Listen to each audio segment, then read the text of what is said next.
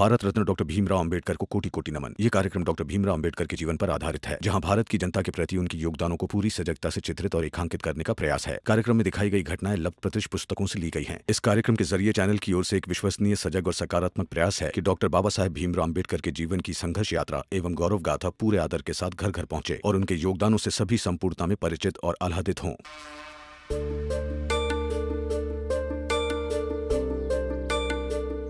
अच्छा हुआ उस बुढ़िया ने मेरा नाम नहीं लिया, मैं तो बहुत डांट सुनती थी आज। अब मेरा झोला, कारखाने जाने वाला झोला कहाँ गया?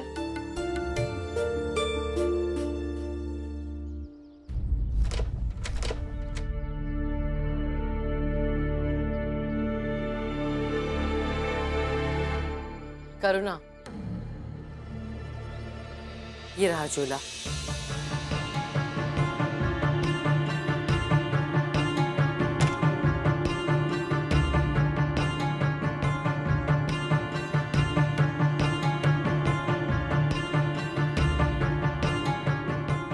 करुणा, जब छोटे गलती करे और बड़े उसे डांटे नहीं तो समझ लो कि बड़ों को अंदर से बहुत दुख हुआ है और तभी छोटों की जिम्मेदारी बढ़ जाती है अपनी गलती खुद सुधारने की और बड़ों का विश्वास जीतने की। बाहर सबके सामने मैं तेरा नाम ले सकती थी, लेकिन मुझे वहां बाहर सबके सामने तमाशा नहीं करना था। मैं बड़ी हूं और मैं हमेशा चाहूंगी कि मेरे कोई भी बच्चे कभी भी परेशान ना रहे। बेटा, रिश्तों का एक व्याकरण होता है। जब भी त्याग करने की बात होती है तो वो बड़ों को ही करना चाहिए। मैं बड़ी हूं, इसलिए मैंने तेरे अपराध का त्याग कर दिया। ये ले झूला, जा काम पर जा।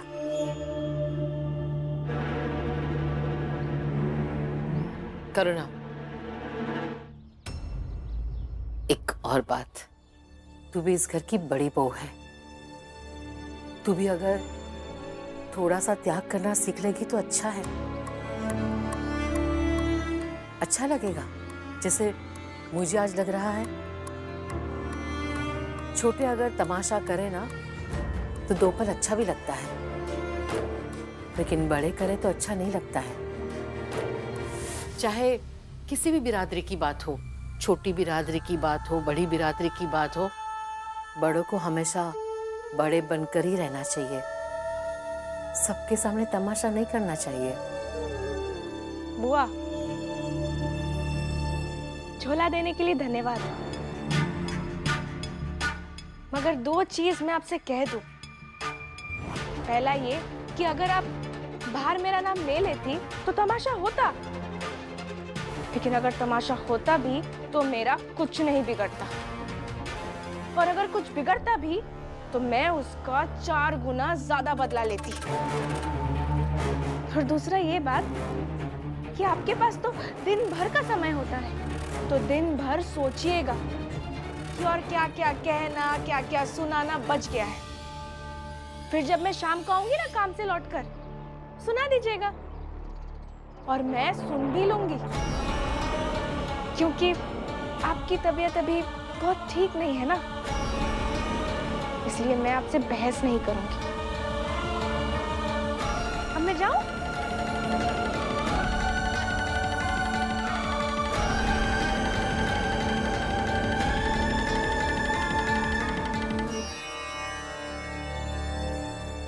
कैसे समझाऊं करुणा को?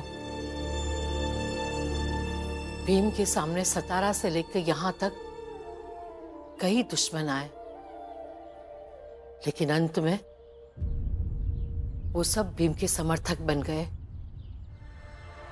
सबने भीम को स्वीकार कर लिया। किसी की भी दुश्मनी भीम के विचारों के सामने नहीं रह पाई, करुणा भी उम्र भर उसकी दुश्मन नहीं रह पाएगी।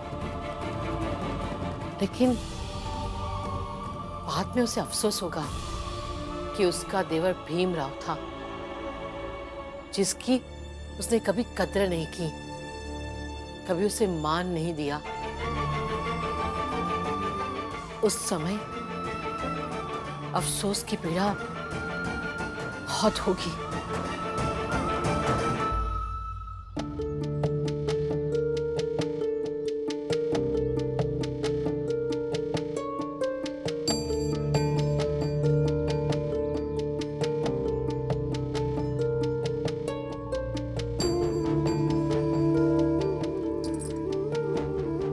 बेटा, ये पैसे मेघनाथ जी को लौटा देना। जी पापा। आई, मैं जा रही हूँ।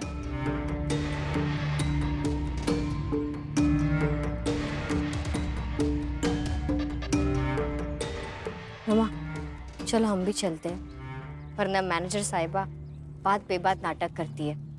चलो। लक्ष्मी, थोड़ा ढंग से बात करो। वो मेरी बीवी है और इस घर की बड़ी बहू। हम अपने मैनेजर साहिबा के बारे में बात कर रहे हैं। आपकी बीवी की तो बहुत इज्जत करते हैं हम।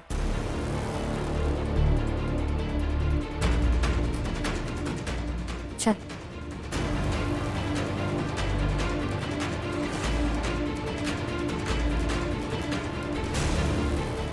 क्यों भीम, अब कुछ नहीं बोलोगे? संभालो इन्हें। बाला, अगर तुम अपनी पत्नी को थोड़ा सा समझा दोगे तो किसी को संभालने की नौबत ही नहीं आएगी। ये सही है बाबा। आज तक इस घर में सिर्फ मैं गलत था, अब करुणा भी गलत है।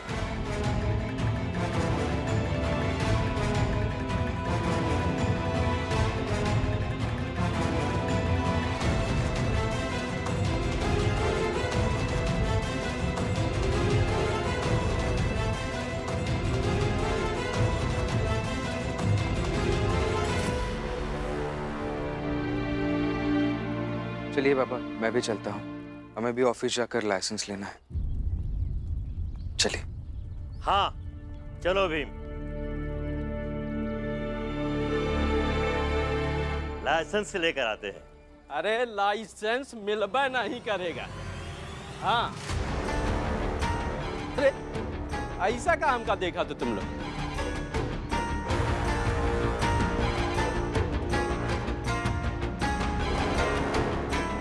सच कह रहे हैं, लाइसेंस कौनो कीमत पर नहीं मिलेगा तुमका। क्या लागत है तुमका कि 4 लोगन के हस्ताक्षर करा लिए तो अखबार खोल लोगे हैं? अरे ऐसा कुछ नहीं होगा। जोकू काका, आप कुछ भी मत बोलिए। अरे हम सच कहा था और कोनो हवाई बात नहीं करत हैं। हम सब समझत हैं और अच्छे से समझाते हैं।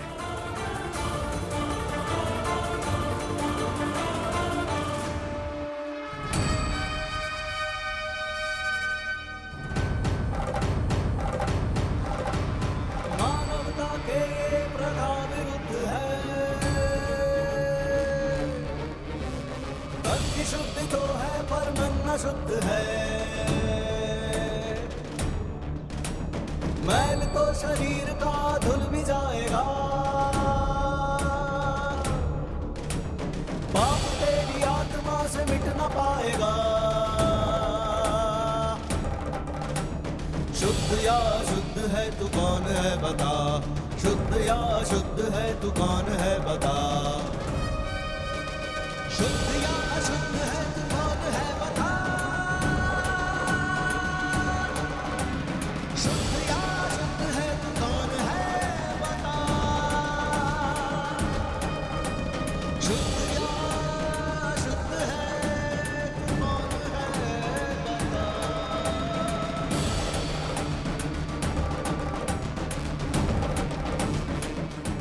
शुद्धिकरण करवा रहा हूँ, शुद्धिकरण। उस भीमराव ने छू लिया था ना मुझे,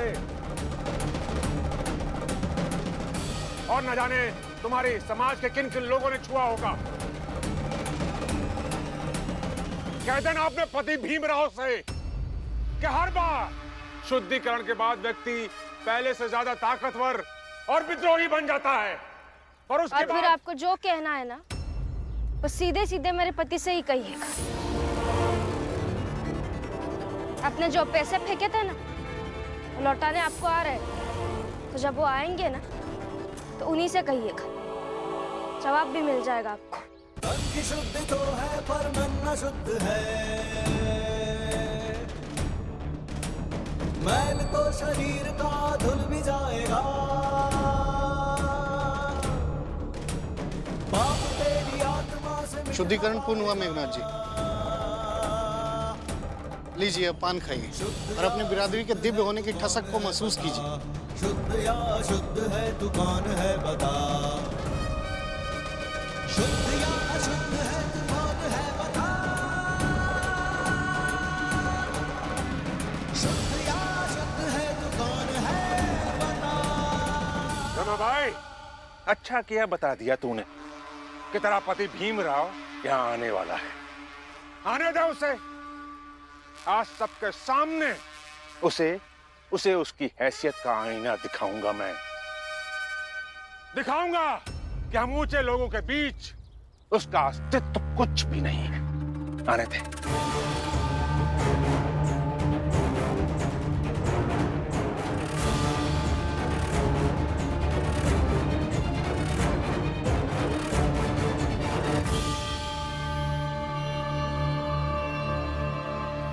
आदत हो गई है ना तुझे खुद से कुछ बोलकर मन भर सुन लेने की। तो सुन ली ना, कारखाने आ फिर मैं सुनाऊंगी तुझे। बाहर के दुनिया के मेघनाथ जी ये और कारखाने के लिए मेघनाथ जी मैं। चला काम पर।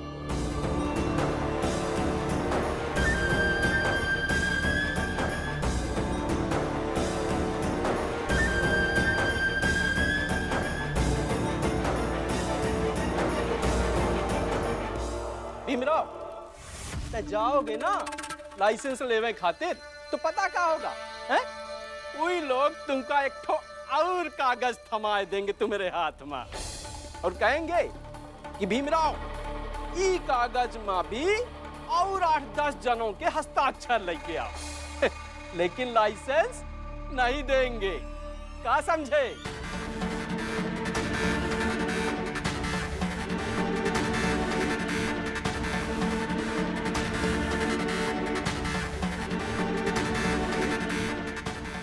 भीमराव नौटंकी करेगा, भाषण देगा और 8-10 और लोगन के हस्ताक्षर करा के ले आएगा।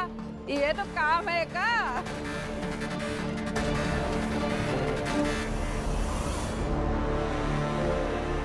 फुलिया, लाइसेंस लाए या ना लाए, आपसे क्या संबंध है? क्यों नहीं संबंध है? बहुत गहरा संबंध है राम जी। ये भीम हमारे लिए नमूना है, नमूना, जिसे देखकर हमें विश्वास होता है कि औकात से अधिक कूदने से चोट ही लगती है। इसके हर कूदने की घटना को हम करीब से देखते हैं। तो देखते रहिए। भीम, तुम जाओ लाइसेंस लेकर आओ। ए भीमराव, इस शोभा को भी साथ में लेके जा, बहुत मचमच करती है। मेरी जरूरत पड़ेगी तो भीम को कहना नहीं पड़ेगा, मगर आपको सड़ा हुआ मुंह लेकर बीच में आने की जरूरत नहीं है। ए शोभा, ए ढंग से। हाँ, औरत है, औरत की तरह रहा कर। और ये सड़ा सा मुंह किसे का? हाँ, और ये सब कहाँ का हक कौनों का नहीं है। अच्छा, आप सब लोग भीम को कुछ भी कहिए, वो हक है, मगर ये हक नहीं है। मेरा जो मन करेगा मैं कहूंगी। जैसे आप लोग को जो मन करता है वो कहते हैं ना, तो मैं भी कहूंगी। ये देखो शोभा को, ये बड़ी महारानी बनी फिर रही हैं। महारानी नहीं फुलिया ताई, सच के साथ खड़ी होने वाली बन रही हूँ। रुक जाइए, बस हो गया। क्यों बहस कर रहे हैं आप लोग? ए भीमराव, ये सब ना तुम्हारे चलते ही हो रहा है। जाओ तुम और देख लेना, वो लोग ना तुमसे पूरी बंबई के हस्ताक्षर करा लेंगे, लेकिन लाइसेंस तबहू नहीं देंगे।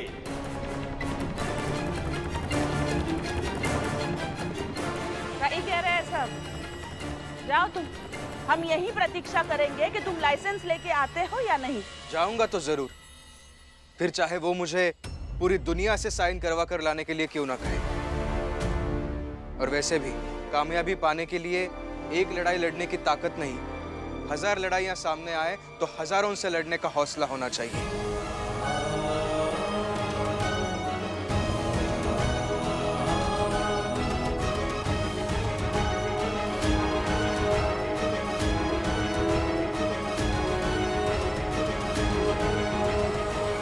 फायदा नहीं है भीम।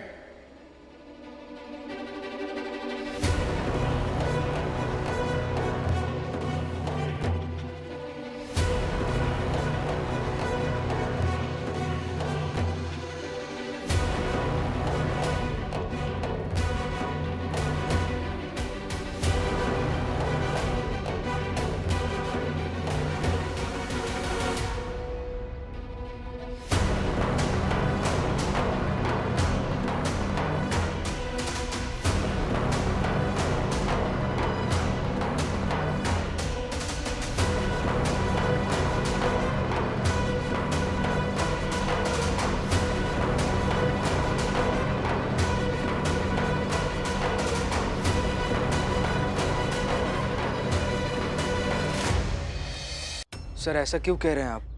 मैंने उन चारों के साइन ले लिए हैं। अरे सुने नहीं तुम? ई का कहे? ई बोले कि कौनो फायदा नहीं है।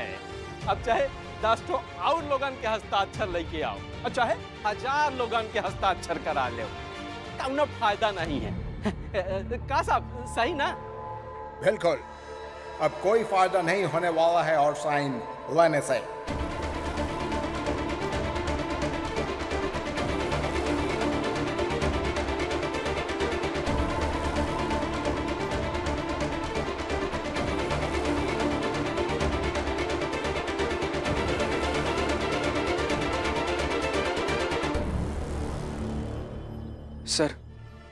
सर ऐसा मत कहिए। ऐसे हाथ ना जोड़ा करो भीमराव। सर आदत है इसकी, पहले बड़ी बड़ी तेवर वाली बातें करेगा और समय आने पर हाथ जोड़कर गिड़गिड़ाने लगेगा। सर ये सब भीम से दुश्मनी निभाते हैं। हाँ सर, ऐसे मत कहिए। ए शोभा, तू भी हाथ जोड़ ले। हाँ हाँ जोड़ूंगी हाथ, क्योंकि भीम कुछ अच्छे के लिए कर रहा है तो जोड़ूंगी। ऐसे हाथ मत जोड़िए। मैं लाइसेंस लेकर आया हूँ। साहेब मेरे भीमराव, साहेब मेरे भीमराव, साहेब मेरे भीमराव, साहेब मेरे भीमराव, साहेब मेरे भीमराव, साहेब मेरे, साहेब मेरे भीमराव, साहेब मेरे, साहेब मेरे भीमराव, साहेब मेरे, साहेब मेरे भीमराव।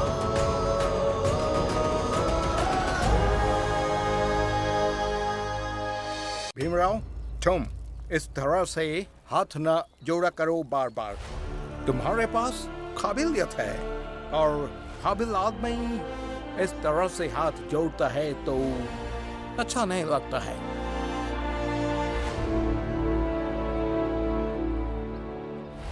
सर, हाथ जोड़ना विनम्रता और आगे बढ़ने के लिए हर जायज कीमत चुकाने की स्वीकृति दर्शाता है। आपका बहुत बहुत धन्यवाद सर। धन्यवाद की जरूरत नहीं है। मैंने अपनी लाइफ की 17 इयर्स की नौकरी में कभी तुम जैसा इंसान नहीं देखा है जिसने एक ही मीटिंग में अपनी बात मनवा ली। कैसे मनवाया? सब सही? बस सर ऐसे ही मान गए वो। ये साइन वाला कागज मुझे दे दो और ये लाइसेंस रख लो। जी। बस पैसे 3 महीने में लौटा देना, नहीं तो लाइसेंस रद्द करना पड़ेगा।